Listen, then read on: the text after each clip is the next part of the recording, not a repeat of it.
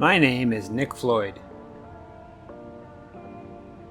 I have a long history with Magic the Gathering. I created the Dandan variant. Now I'm creating this. Welcome to Magic Storytime.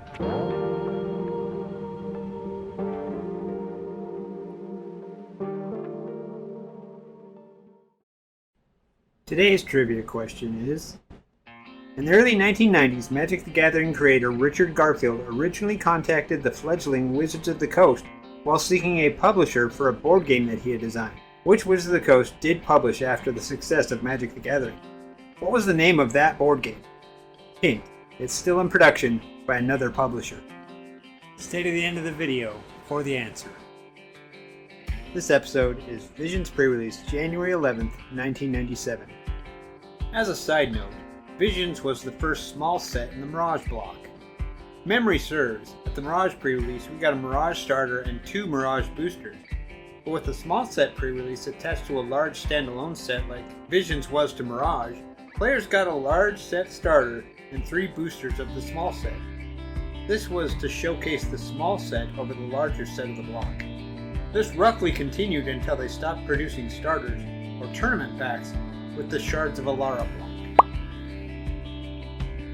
As another side note, full spoilers for the cards in a new set were not released a week before pre-release back then.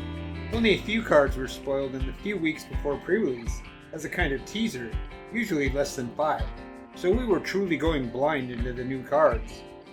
Full spoilers were only available the morning of the pre-release due to the European and Asian pre-releases hours before. In college a few years later, we'd go online the morning of and print out the spoiler lists, often poorly translated from other languages, to read out loud in the car on the drive into the city.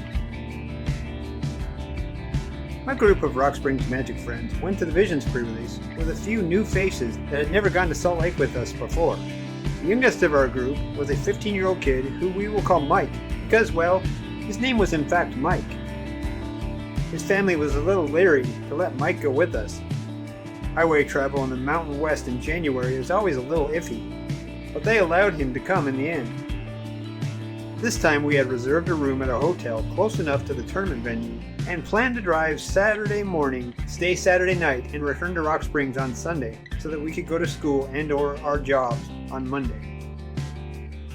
So we got to the venue on Saturday morning and signed up for the pre-release. It was Mike's first real tournament and first sealed deck, and unfortunately he lost out pretty fast. I felt bad. His family trusted me to bring him and he kind of was my trainee, and I wanted him to do well. After he dropped out, they had announced a side event for players under 16 years of age, Type 2 I think. I encouraged Mike to enter, and he won that side event, so I felt like I had succeeded. But in the main pre-release event, I on the other hand had done well and played all day long. I had been contemplating a new strategy since my last pre-release. My plan was to engage each of my opponents in a conversation while we played, and it had worked. I would ask them questions like, how long have you been playing Magic, and what is your favorite card? What do you think about Visions? Where are you from? Anything that came to mind, really. It had a two-pronged effect. Being an introvert and nervous around new people, it helped to calm my nerves and relax me while facing a stranger. And as a side effect, I realized it helped to annoy and distract my opponents. I quickly realized that I should ask questions while they were trying to think, usually during their turns. Once I realized this, was it a little devious? Sure, but I was paying to play and playing to win. An advantage was an advantage. And hell, I was just being friendly. Nobody was ever rude and told me to shut up. And this became a general tournament strategy going forward. I'd opened a pretty good pool of cards, I think. I played blue, black, white, what you might call Esper today. This was Mirage Black in 97, so way before Ravnica gave us guild names or Alara gave us shard names for the color combination. But blue, black, white has always been my favorite color combination in Mirage Block Limited, which I tried to force in the draft portion of my run at Nationals later that summer to a poor showing in the first draft, but that is a Magic story for another time. I do remember my standout card at the Visions pre-release was a Rainbow of Freak. I also remember I won every round until the finals. I believe 6 rounds. In the 7th round, it was me and the only other undefeated player of the day. We'll call him Brian. Well, because I don't remember his name. I lost 2 games in a row, always hoping to draw my Rainbow of Free, be able to withstand Brian's Via Shivan Dragon, which killed me both games. I could have stopped it indefinitely if my Efreet had shown itself. To this day, I hate Via Shivan Dragon. It's not that great outside of Limited, and you really never see it, but I hate it still. Anyway, I took 2nd place with my new strategy and won half a booster box or something. I was officially hooked on Limited. The other thing that happened that day was that it snowed all day in Salt Lake City. For those viewers that don't know, winter weather will shut down interstates in the Mountain West, and since they passed through the mountains separated southwest Wyoming and Utah, we could not leave the following day.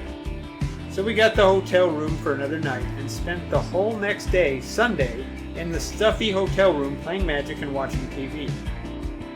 By the end of Sunday, one of my friends had gotten a hold of a friend who lived in the North Salt Lake metro area of Ogden and was told that I-84 was open into Wyoming while I-80 was still closed. So the following day, Monday, we took a roundabout way and got back to Rock Springs late afternoon. On the way through the pass at Ogden, the roads were still pretty icy in the shadows of the cliffs. I remember this one guy, we'll call him Brian because I have no idea what his name was, passed me going way too fast for the conditions. A little while later, I encountered a patch of black ice that caused my vehicle to fishtail a little. At the end of the black ice, I saw Brian in the ditch on the side of the road. His vehicle didn't look damaged anyway, so we probably just got a bit of a scare. We probably got him to slow down. I'm sure it was not Via Shivan Dragon Brian, but I want to pretend it was. We missed school work on that day, but we all had fun at the Visions Prerelease. And that's the end of my Visions Prerelease story. Today's trivia question is, in the early 1990s, Magic the Gathering creator Richard Garfield originally contacted the fledgling Wizards of the Coast while seeking a publisher for a board game that he had designed, which Wizards of the Coast did publish after the success of Magic the Gathering. What was the name of that board game? The trivia answer for today is Robo Rally, a fun game where players have to program their robot at the beginning of the round, try and reach flags, not knowing exactly what the other player's robots will be programmed to do, and avoid hazards of a crazy board representing a factory floor. The best part is when you make a mistake, or something unexpected screws up your program, but you have to carry out the rest of the program to your robot's detriment.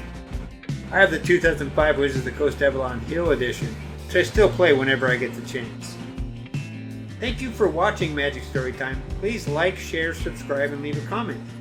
If you have a question for me about my early years of Magic, Dandan, or anything else related, please ask in the comments. I will answer in the comments, or if I have a related story, in a future video.